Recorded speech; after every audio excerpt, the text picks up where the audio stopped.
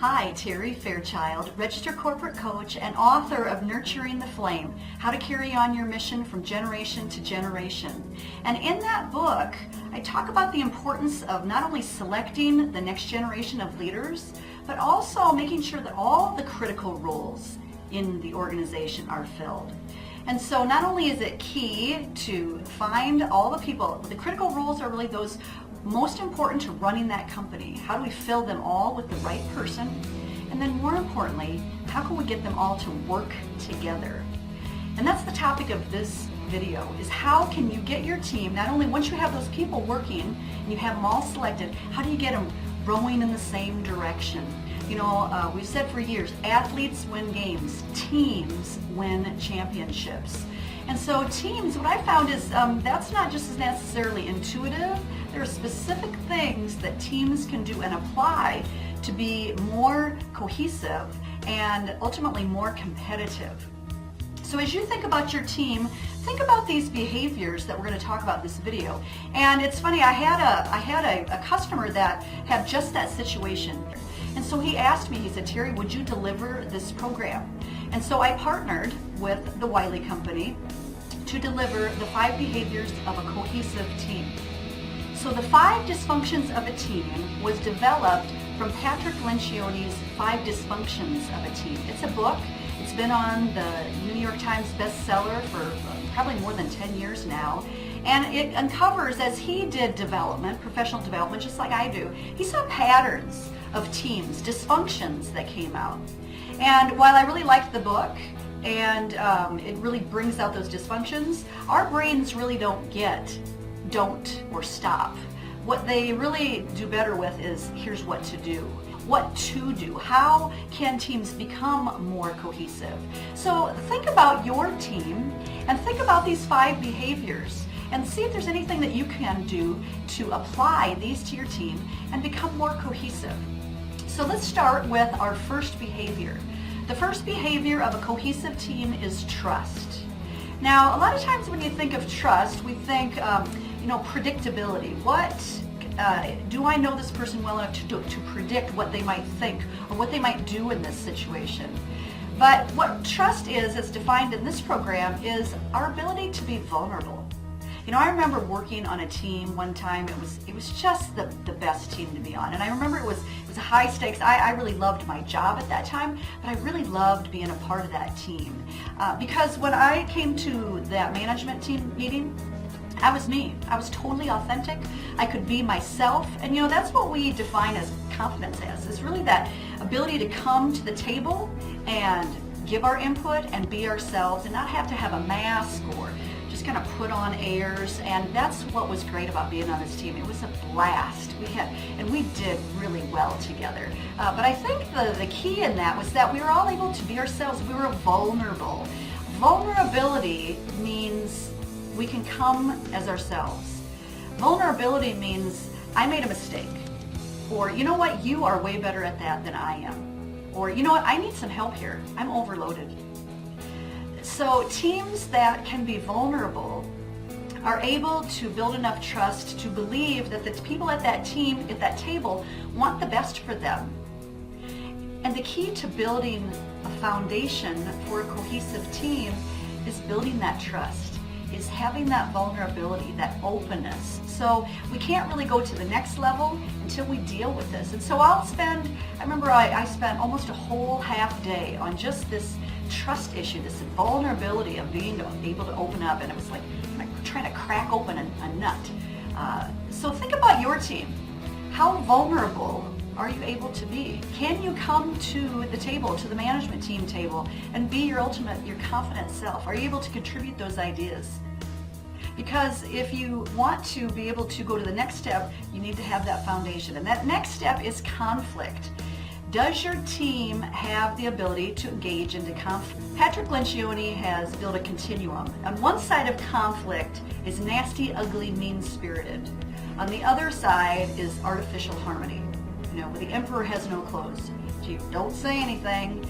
And he said that really the great cohesive teams are somewhere in the middle.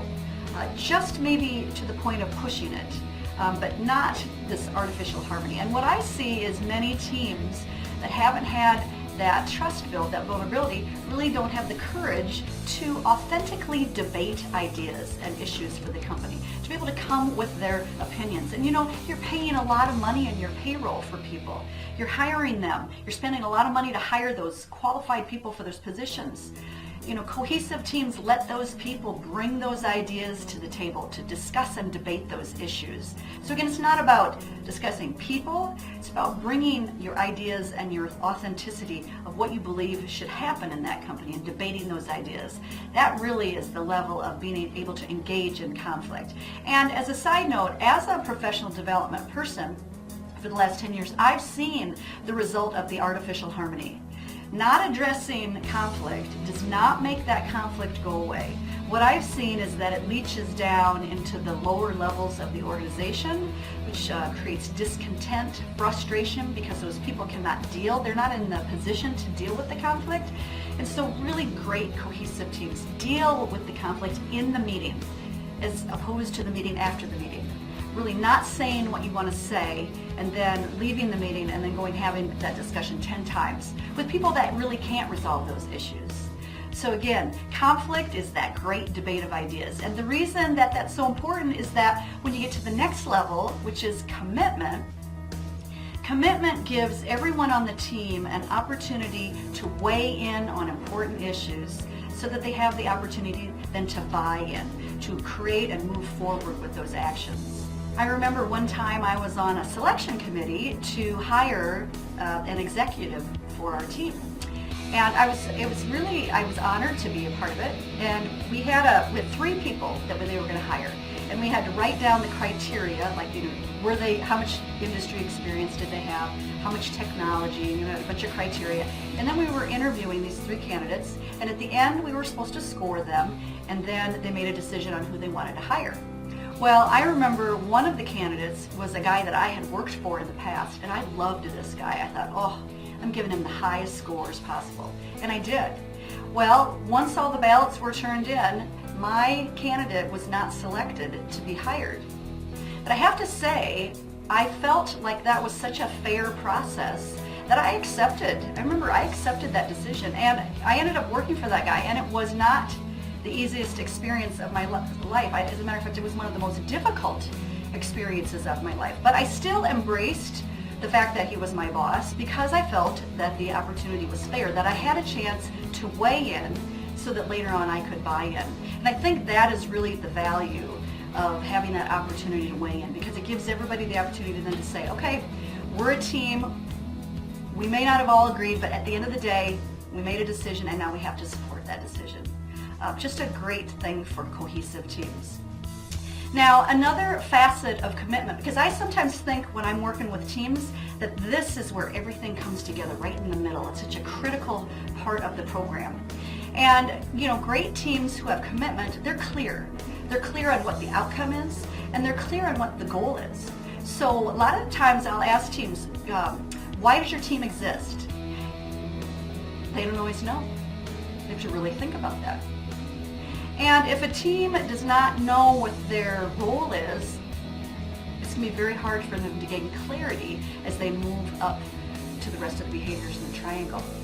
So where I see is sometimes a lack of leadership will come out here. An inability to measure results, an inability to understand, have clarity on that. And if those team members don't have that clarity, a lot of times that will come out here. So it just brings out that need for the leadership training. I do another program called Mentor Me, the Inspired Leadership Program, where I'm thinking, boy, if this person had this, if they had the time management, if they had the understanding of the performance and what the goals were, they'd be leading this team so much better. So again, something to think about. Is your team, are your team members, are your managers, are they clear on the results that you expect from their department? Something to think about. So once everyone's on board, they're clear on what the decisions are, I's have been dotted, T's are crossed, then they're moving forward. And then we move to the next level, which is accountability. Accountability is a behavior that I think is really related to feedback. Feedback on, number one, we all said we were going to do this as a team, and now as we move forward, I'm not seeing it from you. What's going on here? Now, Patrick Lencioni believes that it's not only just the leader's job to do that, but all involved. He refers to teams like firemen and police officers and groups that are built on teamwork. And he said, rarely does the boss have to get involved, but really it's a cohesive feedback where accountability happens at all levels. That's a new concept and one that I think it takes a little time for teams to embrace, but can be very powerful for teams. When we think of the word feedback, it's also important for us to recognize that feedback can be positive and that we all need positive feedback. I don't think any of us have ever gone home, or think about your company, has anyone ever said, man, I just feel overappreciated. I'm just getting too much good feedback here. Probably not. And so that's why it's important for cohesive team members to provide that positive feedback, to say, hey, way to go, good job, or just give a strength center comment of, I just appreciate how genuine and sincere you are in serving our customer, and I wanted to tell you that. That kind of feedback and accountability is equally as important to that constructive feedback. So really think of accountability as a dual-faceted form of feedback and recognition. And the fifth behavior, when we get to the top of the pyramid, the fifth behavior of cohesive teams is results. And so when we think about results, it's really about the collective team. And so many times on management teams, and I'm probably guilty of this, is saying, well, I did my job. I'm responsible for my area. I wish that guy over there would just do his job so I don't have to do his job for him. Well, that's not really the type of attitude that we're looking for when we look at results of team members. Teams, cohesive teams, understand what the team goal is, and they measure team success. And so again, it's very important for that leader to be communicating to the team, what are we measuring for success? So again, a lot of times team success can be measured on increased productivity, increased efficiency, increased sales, increased profitability. What is the dynamic? What is the team measurement for you, for your team? And the question I would ask you is, number one, are you measuring it? Are you tracking it? Are you reporting it at a meeting where people can weigh in and talk about why it's going well or why it's not, and what changes need to happen, and bring in that conflict and that opportunity to weigh in and buy in? Because if that's not happening in some type of meeting form, you're probably not going to be getting the results that you'd like. So again, trust, conflict, commitment, accountability, results. Those are the things that build a cohesive team. So think about your team. I hope that you've gleaned at least one idea from this video to apply to your company. So until the next time, continue to inspire results in yourself and those around you.